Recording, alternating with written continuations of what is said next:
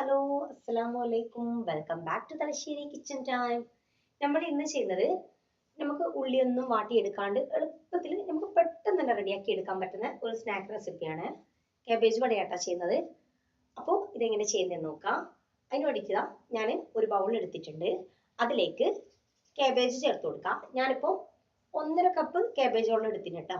അത് ചെറുതായിട്ട് കട്ട് ചെയ്തിട്ട് അങ്ങനെ എടുത്തിന്. അത് ഇതിലേക്ക് ചേർത്ത് കൊടുക്കാം. പിന്നെ ഇതിലേക്ക് ഒരു ഉള്ളി ചെറുതായിട്ട് കട്ട് ചെയ്തിട്ട് അങ്ങനെ ചേർത്ത് കൊടുക്കാം. ഒരു മീഡിയം സൈസ് ഉള്ളി ഉണ്ട്. പിന്നെ പച്ചമുളക് ചേർത്ത് കൊടുക്കാം. പച്ചമുളക് ഞാനിപ്പോൾ ഒരു പച്ചമുളക് എടുത്തിട്ടുള്ളൂ. പച്ചമുളക് ചെറുതായിട്ട് റൗണ്ടിൽ കട്ടാക്കിയിട്ട് അങ്ങനെ ചേർത്ത് കൊടുത്തിന്. പച്ചമുളക് നിങ്ങളെ എരിവ് ബാലൻസ് ചെയ്തിട്ട് അങ്ങനെ എടുക്കാം. പിന്നെ ഒരു 1/2 ടീസ്പൂൺ ഇഞ്ചി ചതച്ചത് ചേർത്ത് കൊടുക്കാം.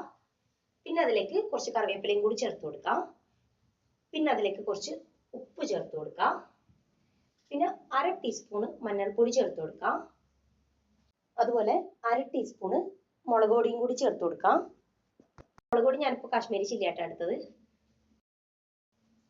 പിന്നെ ഇതിലേക്ക് നമുക്ക് മൈദപ്പൊടി ചേർത്ത് കൊടുക്കാം. മൈദപ്പൊടി ഞാനിപ്പോൾ സ്പൂൺ വെച്ചിട്ടാട്ടാ ഫസ്റ്റ് അങ്ങനെ ഇടുന്നത്.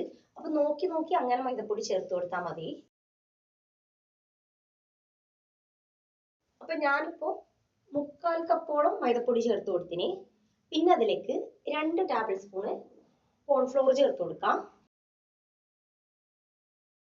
പിന്നെ നിങ്ങൾ ഈ വീഡിയോ കണ്ടുകൊണ്ടിരിക്കുന്ന സമയത്ത് നിങ്ങൾക്ക് ഈ വീഡിയോ ഇഷ്ടമാണെങ്കിൽ ഒന്ന് ലൈക്ക് ചെയ്യാം.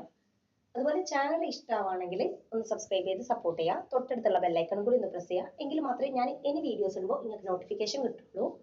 എന്നതാ അതെല്ലാം നല്ലോണം ഒന്ന് മിക്സ് ചെയ്ത് കൊടുക്കാം. എന്നിട്ട് നമുക്കിത് വെള്ളം ഒഴിച്ചിട്ടൊന്ന് കുഴച്ചിട്ടെടുക്കാം. ഇത് നമുക്ക് വെള്ളം ഒഴിച്ചിട്ട് കുഴച്ചെടുക്കുന്ന സമയത്ത് മനസ്സിലാവും മൈദപ്പൊടി ഇനിയും വേണമെങ്കിൽ. അപ്പൊ ആ ഒരു സമയത്ത് അങ്ങനെ നോക്കി നോക്കി അങ്ങനെ ചേർത്ത് കൊടുക്കാം. അപ്പൊ ഞാൻ മൊത്തത്തിൽ ചേർത്ത മൈദപ്പൊടിന്റെ അളവാട്ടാ പറഞ്ഞത്, 3/4 കപ്പ്. അപ്പൊ ഇതാ ഈ ഒരു രീതിയിൽ കുഴച്ചിട്ടെടുക്കാം. നല്ല ലൂസും അല്ല നല്ല ടൈറ്റും അല്ലാത്ത ഈ ഒരു രീതിയിൽ അങ്ങനെ കുഴച്ചിട്ടെടുക്കാം. എന്നിതാ ഇത് ഫ്രൈ ആക്കി എടുക്കാൻ വേണ്ടിയിട്ട് ഞാനിതാ ചീനച്ചട്ടി വെച്ചിന്. അതിൽ കുറച്ച് ഓയിൽ ഒഴിച്ചു കൊടുക്കാം. ഓയിൽ നല്ലോണം ചൂടായി വന്ന ശേഷം നമ്മൾ റെഡിയാക്കി വെച്ചിരുന്ന് ഈ ഒരു രീതിയിൽ കുറച്ച് കുറച്ചായിട്ട് എടുത്തിട്ട് നമുക്ക് ചീനച്ചട്ടിയിലേക്ക് ഇട്ട് കൊടുക്കാം. ഇതൊരു മീഡിയം ഫ്ലെയിമിൽ ഇട്ടിട്ട് ഫ്രൈ ആക്കി എടുക്കാം. നിങ്ങൾ ഫ്രൈ ആക്കി എടുക്കുന്ന ആ ഒരു പാൻ്റെ വലുപ്പത്തിനനുസരിച്ചിട്ട് എത്രയാണെന്ന് വെച്ചാൽ അങ്ങനെ ഇട്ട് കൊടുക്കുക. ഞാനിപ്പോൾ ഈ ഒരു ചീനച്ചട്ടിയിൽ എത്തുന്ന അത്രയും അങ്ങനെ ഇട്ട് കൊടുക്കുന്നുണ്ട്. അപ്പൊ ഇതാ ഇത് ഒരു സൈഡിലായി കഴിഞ്ഞാൽ അടുത്ത സൈഡിലേക്ക് അങ്ങനെ തിരിച്ചിട്ട് കൊടുക്കാം. അങ്ങനെ 2 സൈഡും നമുക്കൊന്ന് ഫ്രൈ ആക്കി എടുക്കാം. ഇത് നമുക്ക് എളുപ്പത്തിൽ ചെയ്തെടുക്കാൻ പറ്റിയ ഒരു സ്നാക്ക് ഐറ്റം ഇത്. അതുപോലെ നമ്മൾ ഫ്രൈ ആക്കി എടുത്ത പാട് ചൂടോടുകൂടി തന്നെ ചൂട് ചായന്റെ കൂടെ നമ്മൾ കഴിക്കുന്ന സമയത്ത് നല്ല ടേസ്റ്റ് ചെയ്ത്. അപ്പൊ ഇതാ 2 സൈഡിലായി കഴിഞ്ഞാൽ ഈ ഒരു രീതിയിൽ നമുക്ക് എണ്ണയിൽ നിന്ന് എടുത്ത് മാറ്റാം. അപ്പൊ എല്ലാവരും എന്തായാലും ഒന്ന് ഇതൊന്ന് ട്രൈ ചെയ്ത് നോക്കാം. ഫീഡ്ബാക്ക് പറയാം. പിന്നെ ഈ വീഡിയോ ഹെൽപ്പ് ആവും എന്നുള്ളവർക്കൊന്ന് ഷെയർ ചെയ്ത് കൊടുക്കാം. അപ്പൊ ഇൻഷാ അല്ലാഹ് വേറെ വീഡിയോ ആയിട്ട് കാണാം.